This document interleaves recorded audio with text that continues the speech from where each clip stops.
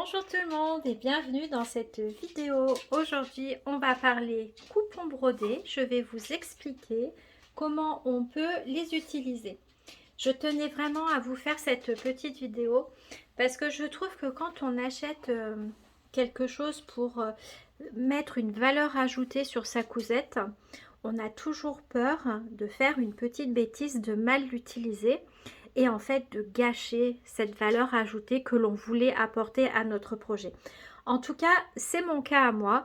Dès que j'achète un coupon imprimé d'une consoeur créatrice ou même quand moi je réalise un coupon brodé qui m'a pris quelques heures, qui a engagé de la fourniture en termes de fil, en termes de tissu parce que j'ai mis un beau tissu de qualité et tout ça, et bien c'est vrai qu'à mes débuts j'avais un petit peu peur de mal faire et de gâcher cette valeur ajoutée que je voulais apporter à mon projet Cousette. Alors, cette vidéo va se découper en plusieurs parties. Dans une première partie, je vais vous présenter les coupons que vous pouvez trouver sur ma petite boutique en ligne.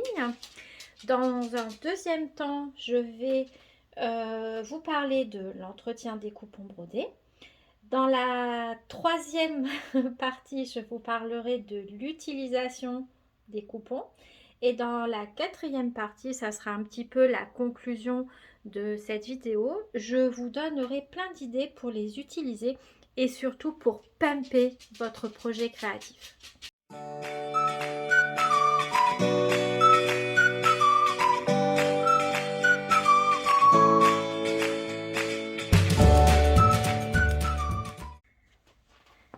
Alors sur la boutique, vous retrouvez différents coupons de différentes tailles et surtout sur différents tissus. Donc on va parler en premier des tissus. Donc je propose selon les motifs du galucha. Donc ça c'est un produit que je n'ai pas en stock en permanence. Ça dépend vraiment de mes approvisionnements. Donc malheureusement quand le stock est épuisé, très souvent il faut attendre un petit peu qu'il soit à nouveau disponible chez mon fournisseur pour que je puisse à nouveau vous le proposer. Ensuite, vous avez le jean. Alors ça, le jean, j'ai plusieurs teintes et c'est un tissu que j'ai en permanence puisque c'est un produit qui est continuel chez mon fournisseur. Ensuite, vous avez le lin. Voilà. Et vous avez aussi de la double gaze. Et ponctuellement, je propose aussi suédine et simili-cuir. Alors, pour toutes les matières un petit peu épaisses, qui ne sont pas fragiles, qui ne s'effilochent pas, les coupons sont simplement coupés au ciseau. Il n'y a pas de surfilage. Par contre, sur tous les autres coupons à tissu souple et qui pourraient s'effilocher très rapidement, je prends le temps de vous surfiler les coupons. Pourquoi? Parce que déjà, je tiens à vous proposer un produit de qualité et qui dure dans le temps si jamais vous ne l'utilisez pas immédiatement. Le coupon, vous le recevez dans une pochette plastique qui est hermétique. Le choix du plastique a été un petit peu compliqué me concernant, mais je me suis dit que c'était la meilleure solution pour protéger votre coupon des aléas des transports. On a tous eu de très mauvaises expériences avec les différents transporteurs et là je me dis que votre coupon est vraiment à l'abri. Voilà. Comme j'étais pas très chaude pour mettre du plastique, je me suis orientée sur des pochettes réutilisables. Donc vous pourrez soit conserver votre coupon à l'intérieur, soit le réutiliser dans votre atelier pour y ranger des tissus, des boutons, enfin tout ce que vous voulez. Mais vous pouvez aussi l'utiliser dans votre cuisine parce que ce sont des pochettes hermétiques et qui sont agréées contact alimentaire. Donc si vous avez des petites bricoles à ranger comme, je sais pas, des légumes secs, des pépites de cacao, enfin tout ce qu'on peut trouver dans une cuisine en conservation, vous pourrez les ranger dedans et vous pouvez aussi éventuellement les utiliser pour faire vos courses en vrac.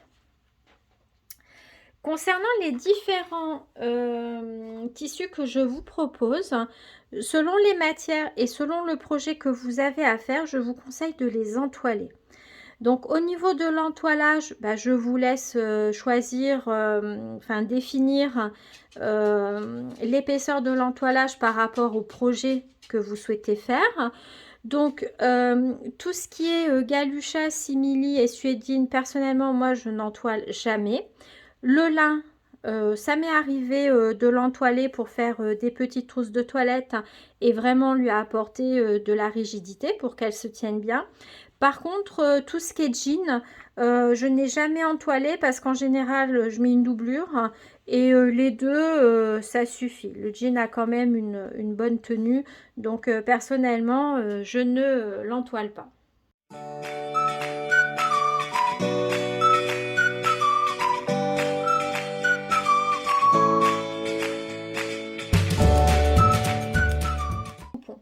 Donc à chaque fois que vous passez commande d'un article brodé, que ce soit du coupon brodé, du torchon brodé ou de la serviette de bain brodée, vous avez une petite carte que je glisse dans votre colis avec les soins à y apporter. Donc moi, d'une manière générale, je recommande de laver les broderies pas plus de 30 degrés avec un essorage minimum, hein. Ne mettez pas un 1200 tours parce que franchement, ça va casser la fibre de votre tissu et de votre broderie. C'est pas génial. Et je déconseille fortement le sèche-linge. Par contre, bien évidemment, tout ce qui est galucha, simili, suédine, à la base, ce sont des tissus qui ne sont pas forcément faits pour le lavage. Donc sur ces trois tissus-là, moi, je déconseille totalement le lavage. Au pire, un petit coup d'éponge humide dessus, ça passe très bien, mais pas de lavage en machine.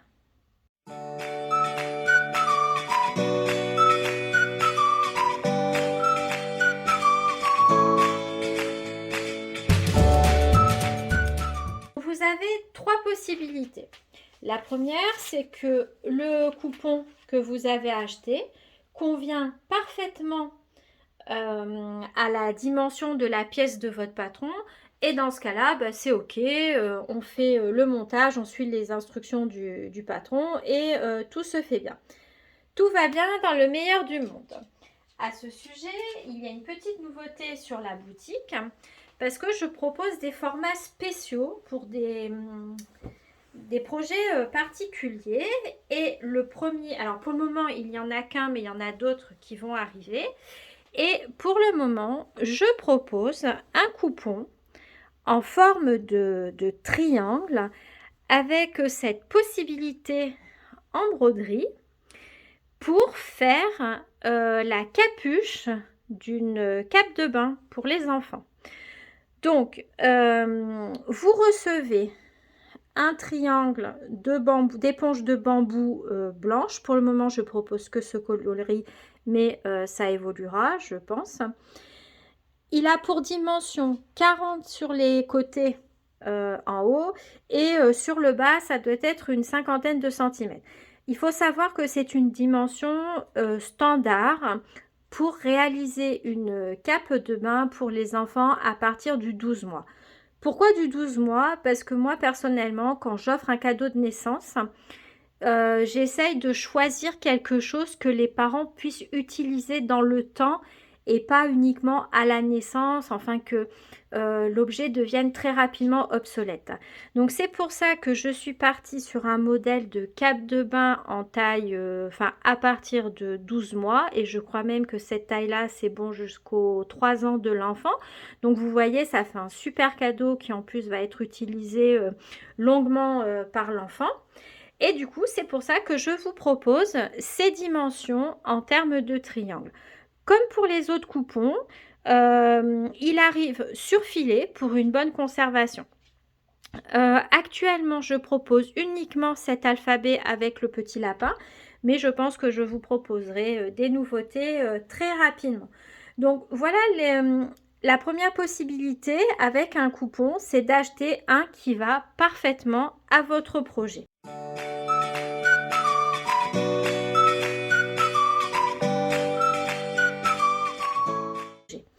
Ensuite, la deuxième solution, enfin la deuxième possibilité, c'est que le coupon est trop grand pour la pièce du patron. Dans ce cas-là, pas de souci particulier. Vous prenez la pièce de votre patron et vous la reportez sur votre coupon.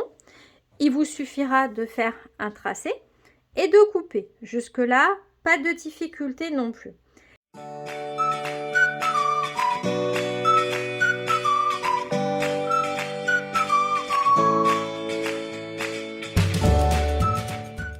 Et la troisième possibilité que vous pouvez avoir, c'est que votre coupon soit trop petit pour la pièce de votre patron.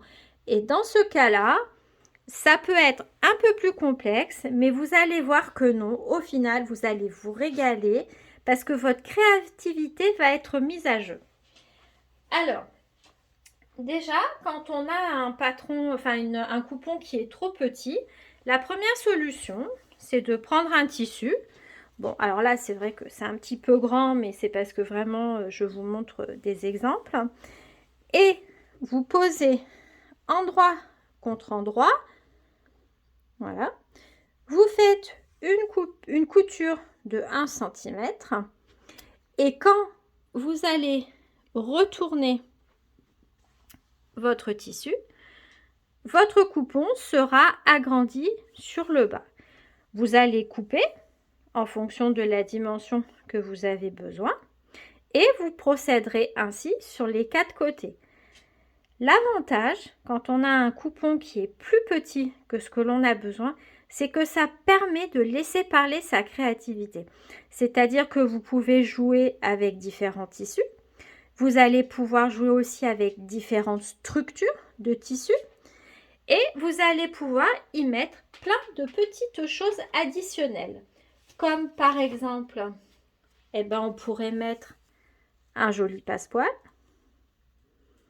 si vous avez envie. Vous n'êtes pas obligé de mettre sur les 4 côtés, vous mettez où vous voulez.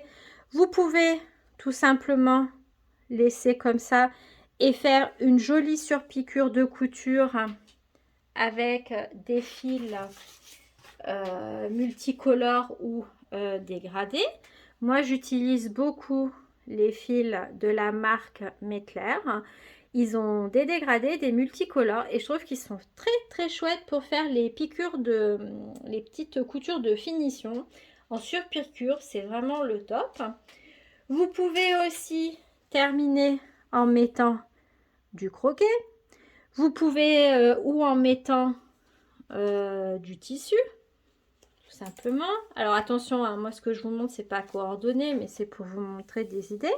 Donc un tissu qui est un petit peu plus large ou un tissu plus fin. C'est vraiment à vous de faire ce qui vous plaît.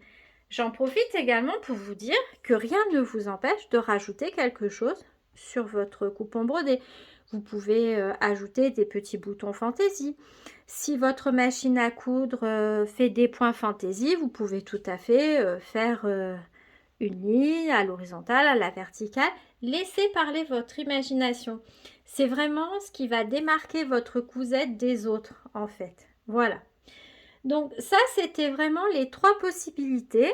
Parce que des fois, ça nous arrive d'acheter un patron, enfin un coupon coup de cœur. On ne sait pas ce qu'on va en faire. Et une fois qu'on a l'idée pour l'utiliser, on sort le patron, mais on se dit mince, ça va pas. Il est là, bien souvent, il est plus petit. Eh bien, il ne faut pas que ça vous arrête. Vous pouvez agrandir ce coupon et l'intégrer à votre projet couture.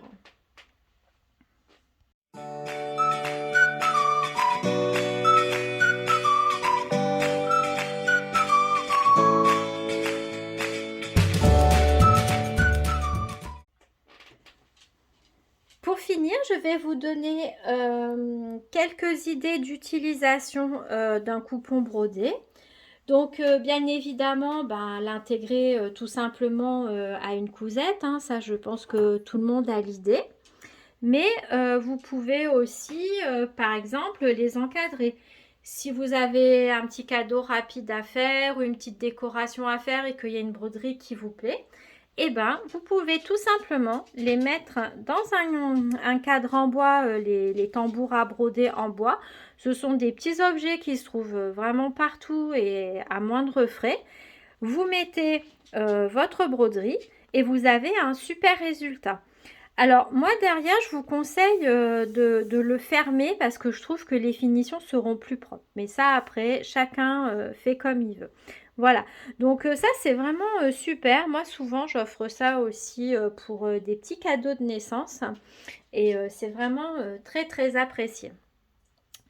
Ensuite, vous pouvez aussi faire un encadrement avec du tissu. Donc en fait, soit, je vais vous montrer.